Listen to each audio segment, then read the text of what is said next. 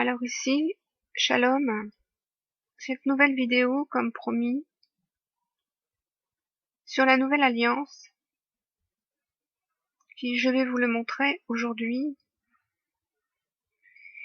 a déjà été traitée avec nous dans l'ancienne alliance, par l'Éternel avec Moïse et le peuple.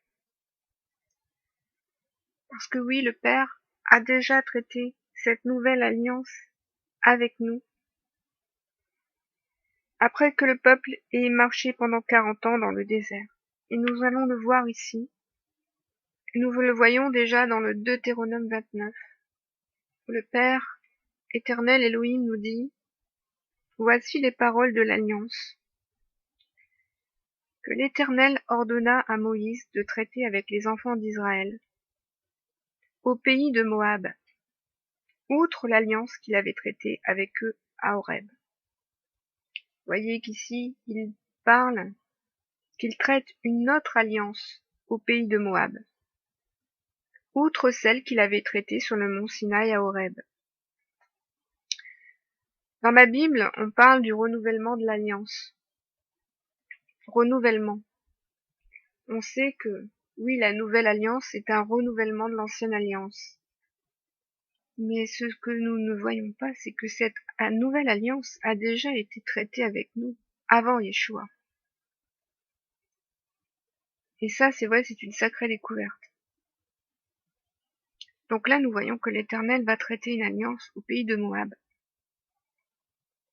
Et vous allez le voir à travers le Deutéronome 29 et le Deutéronome 30, que cela se passe après que le peuple hébreu ait marché 40 ans dans le désert. L'Éternel dit ensuite: Moïse convoqua tout Israël et leur dit: vous avez vu tout ce que l'Éternel a fait sous vos yeux dans le pays d'Égypte, à Pharaon, à tous ses serviteurs et à tout son pays. Les grandes épreuves que tes yeux ont vues, ces miracles et ces grands prodiges. Et là il dit: mais jusqu'à ce jour, l'Éternel ne vous a pas donné un cœur pour comprendre, des yeux pour voir et des oreilles pour entendre. Je t'ai conduit pendant 40 années dans le désert, tes vêtements ne se sont point usés, etc., etc., etc. Donc là, Moïse dit au peuple: nous avons marché 40 ans dans le désert, mais jusqu'à ce jour, l'Éternel ne nous avait pas donné un cœur pour comprendre, des yeux pour voir et des oreilles pour entendre. Et c'est donc à partir de ce jour-là, au pays de Moab, que l'Éternel ne va plus demander aux hommes qu'ils circoncient leur cœur, parce qu'ils n'y arrivaient pas en fait. C'est à partir de ce jour-là, en fait, que l'Éternel leur annonce qu'il va circoncire leur cœur pour qu'ils puissent comprendre, voir et entendre. Et qu'il traite avec eux cette alliance. Pour eux, mais aussi pour tous ceux qui viendront ensuite, c'est-à-dire pour nous. Et nous allons le voir.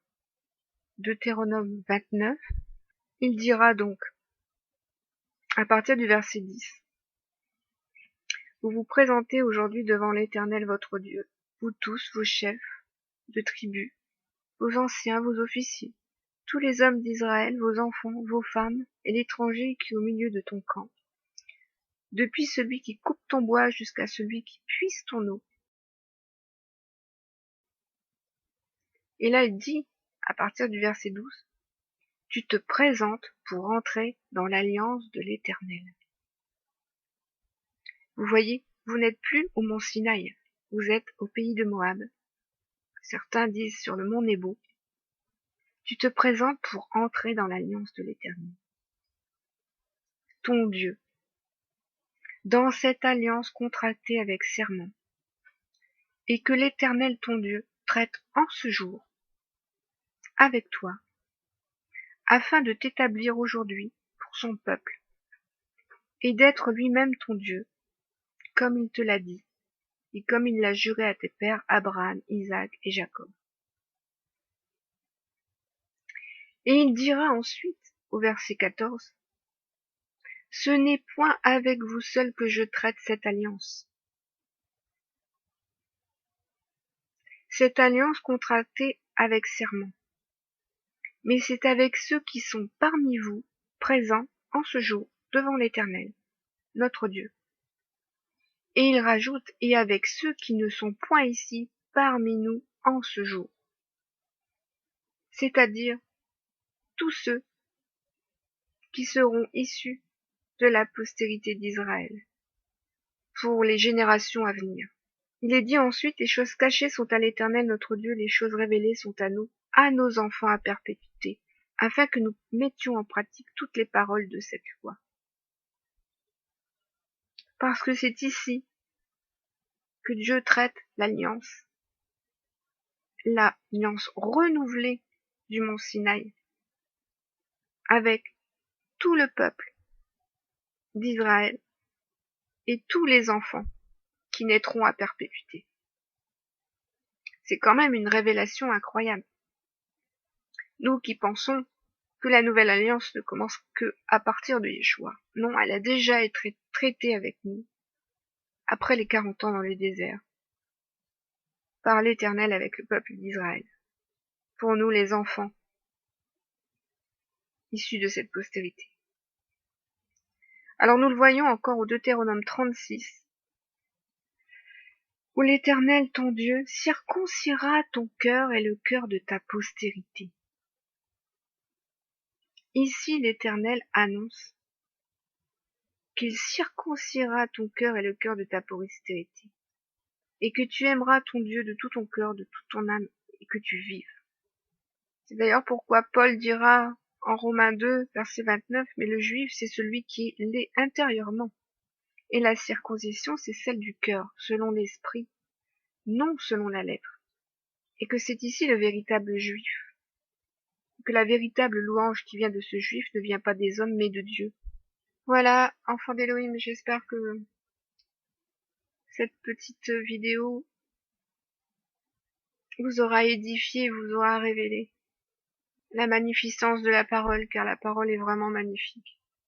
Et comme le dit ce verset, les choses cachées sont à l'Éternel notre Dieu, les choses révélées sont à nous et à nos enfants à perpétuité, afin que nous mettions en pratique toutes les paroles de cette loi.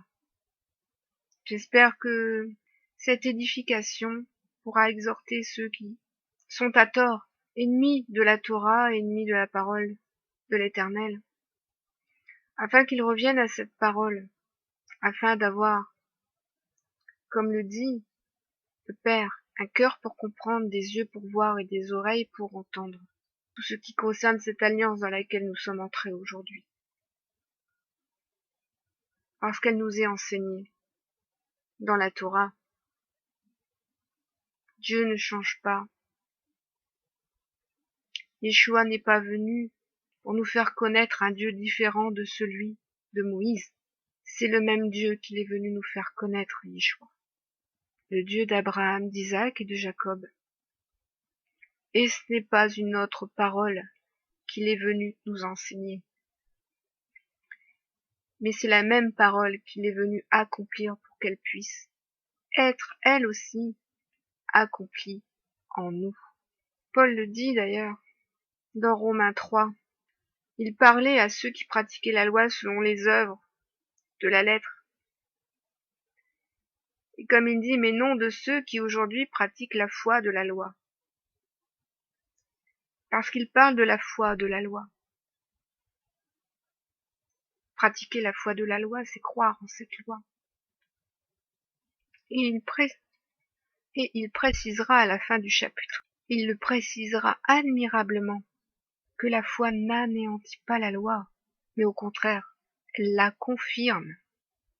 Anéantissons-nous donc la loi par la foi? Loin de là, au contraire, nous confirmons la loi. C'est des choses difficiles à comprendre que Paul nous explique. C'est que l'homme ne veut pas être justifié par les œuvres de la loi, mais par les œuvres de la foi qui confirment la loi. C'est vrai que c'est des choses qui sont difficiles à comprendre. Que cette foi, lorsque nous l'avons reçue de Yeshua, quand nous naissons à nouveau, quand nous sommes baptisés, moi je me souviens de ma repentance. La première chose à laquelle le Père m'a appelé, c'est à garder ses commandements et à lire sa Torah, afin de me révéler justement tout ce qui était caché dans cette parole, afin qu'il me révèle toute son œuvre, toute l'œuvre du Fils et toute l'œuvre messianique. Et afin justement de confirmer ce que Paul dit au verset 31, que c'est la foi qui nous confirme cette loi, qui est à présent écrite dans nos cœurs, non sur des tables de pierre, comme le dit Paul, mais sur des tables de chair, afin que nous soyons, nous, devenus une lettre écrite, c'est-à-dire la Torah vivante, la Torah accomplie en nous, parce que c'est ce que le Père voulait, à accomplir cette loi magnifique en nous. Et il l'a fait par son Fils. Et nous voyons qu'il l'a traité déjà avec nous, avec le peuple d'Israël, au pays de Moab, afin que tout ce qui est écrit du commencement à la fin soit accompli. Parce que le ministère de Moïse était une gloire passagère. Et maintenant, le ministère de Jéhoshua est une gloire éternelle. Parce que tout ce que Moïse a accompli dans son ministère était la préfigure de tout ce que Yeshua allait lui accomplir dans son ministère. Non plus par le ministère de la lettre, mais par le ministère de l'esprit. Mais c'est cette même lettre, cette même parole qui est devenue vivante, par l'esprit de vie et de vérité qui l'a vivifiée en nous. Et la justice de la loi est donc aujourd'hui accomplie en nous par la foi que nous avons reçue en Yeshua. N'oubliez pas que avoir la foi en Yeshua, c'est avoir la foi en la parole. Et que lorsque il est question de parole, il est question d'enseignement. C'est croire à l'enseignement du Père, à la parole du Père. Et Yeshua, je vous le dis, n'est pas venu nous faire connaître un Dieu différent que celui du Dieu d'Abraham, d'Isaac et de Jacob. Donc voilà, frères et sœurs, que cet audio puisse vous édifier et vous exhorter. Soyez abondamment bénis.